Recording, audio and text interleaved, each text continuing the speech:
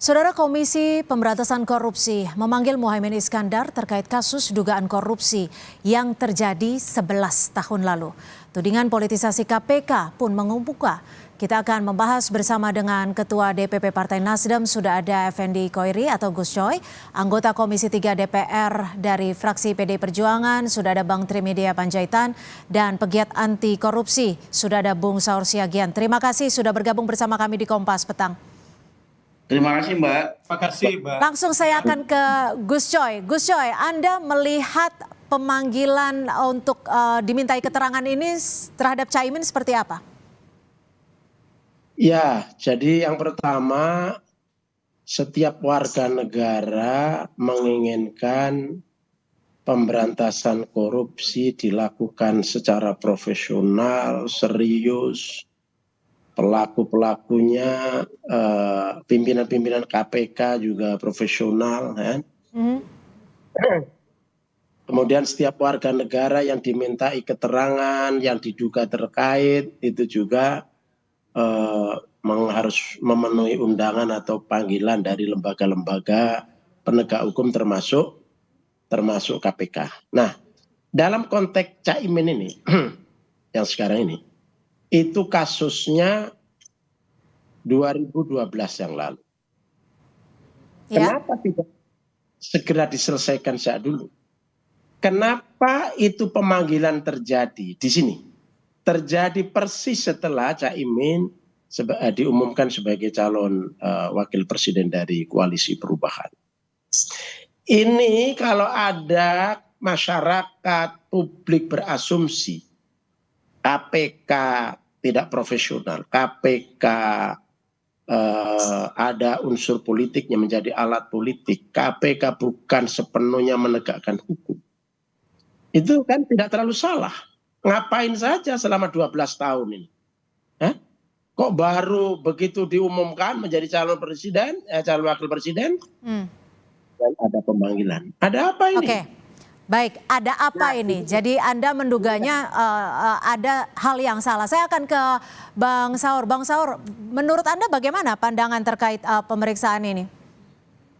Pertama saya kira apresiasi Caimin ya, bagaimana dia kooperatif, kewajiban konstitusionalnya harus lakukan, dan besok dia akan dipanggil.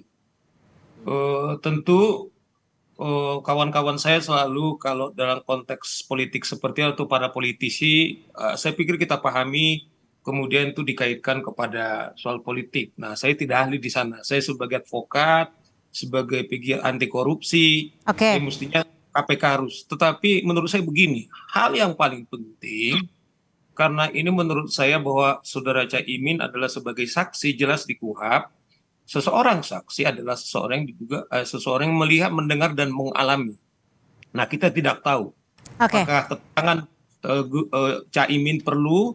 Cuman kita harus ingatkan, Mbak Clara, soal korupsi ini menurut saya adalah sesuatu yang sangat penting, apalagi menyangkut presiden atau calon presiden. Kita apresiasi KPK.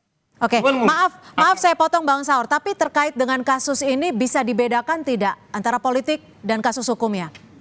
Nah, mestinya itu yang menjawab Mbak Clara, KPK, karena kita tidak berkompetens untuk menjawab itu. Jadi itu sebabnya kita pahami analisisnya Gus Coy itu bisa kita pahami, kemudian semua ini kan menduga-duga. Cuman problemnya barangkali begini, saya kasih perspektif Mbak Clara. Dengan Cynthia, Bang Saur? Sorry, Mbak Cynthia. Ya. Kalau misalnya saya sendiri mengatakan bahwa soal korupsi ini, katakanlah kawan-kawan kita dulu, saudara Joni Plate. Saudara Joni Plate tersangka, kawan-kawan Nasdem juga mengatakan yang sama, kan politisasi. Ternyata kejaksaan membuktikan sampai sekarang kasusnya kan ada di pengadilan sudah sebagai terdakwa. Nah, kalau kita lihat, ini kita menurut putusan. Kalau saya sebenarnya mendorong teman-teman di PKB atau Gus Coy, kalau memang katakanlah kita yakin kawan-kawan PKB firm bahwa Gus Imin atau Caimin tidak berbuat atau tidak diduga, harusnya harus didorong. Tetapi soalnya memang sekarang KPK, Mbak Cynthia, karena memang legitimasi KPK juga sedang bermasalah, kemudian ada tudingan seperti Gus Coy ini, saya bisa pahami gitu. Oke. Tetapi saya sebagai publik, ini tidak boleh apakah mau jelang pilpres atau apa, seseorang hukum itu tidak bisa kemudian jadi istihad. Jadi artinya proses hukum tetap harus berjalan seperti itu. Saya akan ke Bung Trimedia. Kalau menurut Anda, tanggapan Anda seperti apa? Apakah tudingan dari politisasi KPK ini benar adanya atau ada tanggapan lain?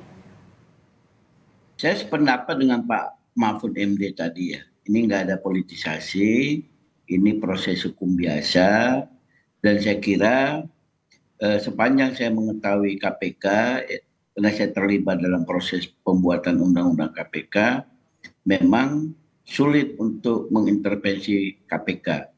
Walaupun KPK sekarang sudah dirubah undang-undangnya dan mereka dianggap dilemahkan. Nah, yang kedua, saya kira Caimin sudah menghitung begitu beliau menyatakan mau maju dari koalisi dengan Pak Prabowo, kemudian sekarang resmi jadi cawapres, beliau sudah menghitung bahwa masalahnya tidak ada, masalah hukumnya tidak ada. Dulu kan rame kita dengar tahun 2012 itu soal kardus durian. Ya. Oke. Dan saya kira dengan beliau berani maju seperti itu berarti clear. Nah, yang ketiga menurut saya lebih baik sekarang diperiksa seperti Pak Anies tempo hari. Kalau memang tidak ada persoalan hukum dan beliau tidak ada terlibat, paling tidak di dalam KUHP, 2 alat bukti tidak ada pada Caimin, ya tidak perlu ragu. Terus dan tidak akan mengganggu proses politik yang akan beliau lalui seperti itu, Mbak. Oke, jadi sudah tepat ya ketika Caimin besok akan hadir. Saya akan ke Bang Saur. Bang Saur, tapi ini kan ada tuduhan politisasi dari KPK. Apa sebenarnya yang harus dilakukan KPK agar menyatakan atau membuktikan tuduhan ini tidak benar? Kan prosesnya ini kalau saya tahu kan penyelidikan. Jelas penyelidikan itu adalah mencoba untuk mencari barang bukti apakah ini bisa tindak pidana atau tidak. Nah, oleh karena itu saya kira firm saja KPK melakukan kerja-kerjanya dan tolong juga dipahami kalau ada pendapat Gus Coy kemudian seperti itu sah saja. Cuman saya malah mendorong kawan-kawan di partai pengusung misalnya karena ini soal simpati yang mau dia bangun harusnya didorong. Tetapi jangan dikait-kaitkan. Memang kalau kita kaitkan karena ini sudah tahun politik, itu menurut saya kontraproduktif malah kepada calon. Kenapa nggak dimanfaatkan ini misalnya menjadi katakanlah alat kampanye politik, misalnya kemarin itu Erlangga diperiksa sampai sekarang ini kan kita belum tahu. Dito kemarin diperiksa, kemudian tahu. Jadi presumption of innocence yang dibangun itu mestinya kawan-kawan ini memanfaatkan momentum ini bahwa kalau memang kita firm yakin bahwa Caimin tidak melakukan, ya didorong saja gitu loh. Baik, Gus Coy, bagaimana Anda menanggapi ini? Jadi jika yakin ya firm saja. Lalu bagaimana Anda juga dari partai pengusung menanggapi bahwa pembuktikannya bahwa Caimin memang akan diperiksa besok? Jadi Caimin hadir, saya kira itu bagus. Kami yakin bahwa Caimin tidak terlibat karena menurut informasi yang kami terima dari kawan-kawan di sana sudah gelar 8 kali atau 7 kali gelar perkara ya. Itu tidak ada bukti apa-apa. Itu kita bukan mempersoalkannya dia terlibat apa tidak terlibat. Ya, dia nanti masuk apa tidak, bukan soal itunya ya. Tapi KPK mengapa memanggil persis setelah Caimin diumumkan menjadi calon wakil presiden? Selama 12 tahun kasus ini kan nganggur. Nggak diurut. Kenapa itu? Nah itu aja pertanyaannya. Kenapa? Tapi Mahfud MD kan juga sudah menegaskan ini hanya proses biasa. Hanya untuk meminta keterangan. Iya betul. Mengapa nggak sejak kemarin-kemarin, bulan-bulan kemarin, tahun-tahun kemarin dimintai keterangan? Mengapa sekarang?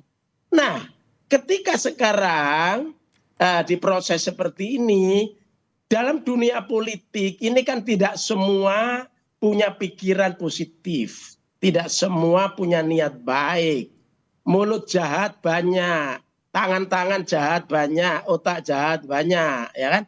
Meskipun ini Caimin kami yakini tidak salah, tapi ini kan terus akan bergulir, digulirkan, digoreng, ya kan? Termasuk pendapat dua kawan saya ini kan terus akan juga dijadikan modal untuk menggoreng ini.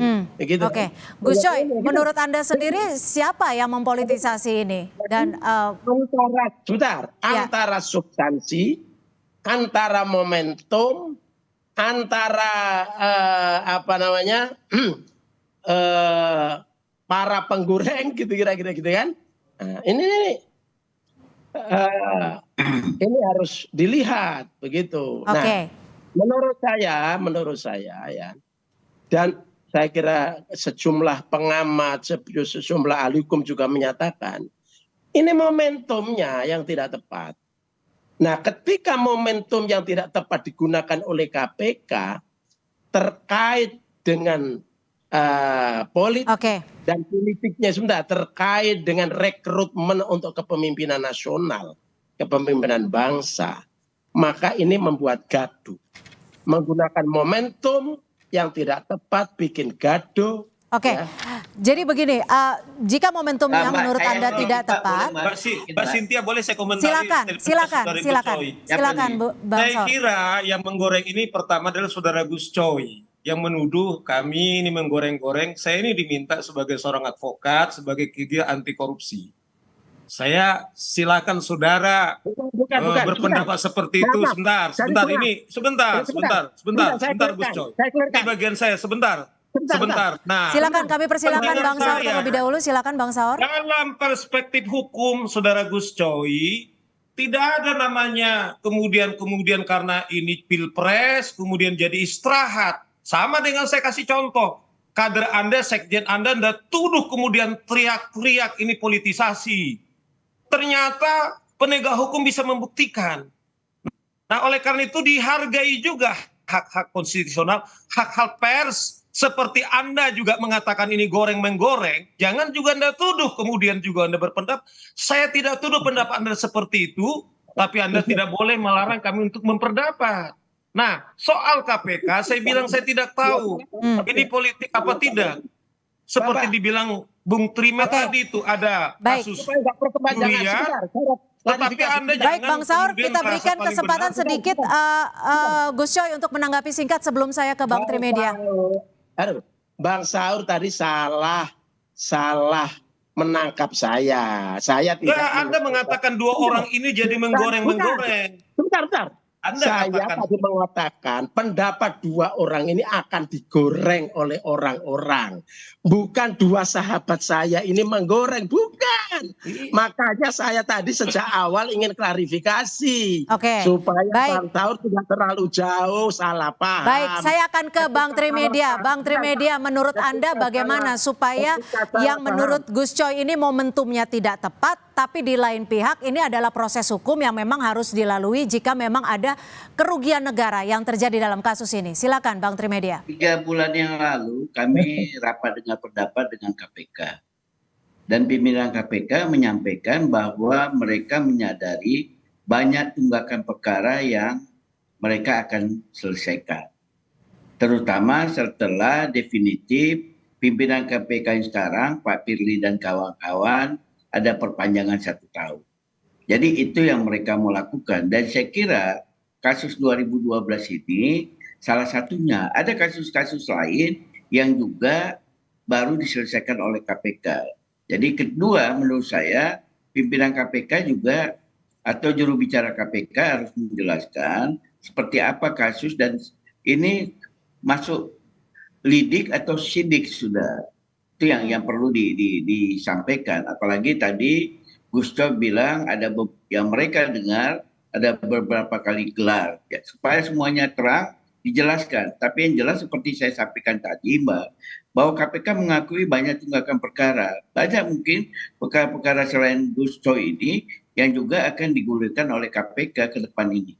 Dan KPK tidak ada menyampaikan seperti apa yang disampaikan oleh Kejaksaan Agung bahwa di tahun politik ini mereka tetap tidak menangani kasus-kasus yang menyangkut orang-orang politik. Seperti itu, Mbak. Baik, kita akan nantikan pemeriksaan besok yang akan dihadiri oleh Caimin. Terima kasih sekali lagi Ketua DPP Partai Nasdem, Effendi Hoiri. Sedikit. Jadi, singkat saja, Gus Coy, singkat saja. Ini jangan salah paham. Saya bukan menuntut Anda berdua, tapi pendapat Anda itu bisa dijadikan alat untuk menggunakan. Baik, sudah kita tangkap, sudah diklarifikasi. Terima kasih. Yakin Gus Imi tidak bermasalah, no problem. Baik, sudah ada jalan tengah, tidak masalah. Terima kasih Gus Coy, dan terima kasih juga Bang Trimedia Panjaitan, anggota Komisi 3 DPR RI fraksi PD Perjuangan, dan juga terima kasih Bang Saur Siagian, advokat yang juga pegiat anti korupsi, sudah bergabung bersama kami di Kompas Petang.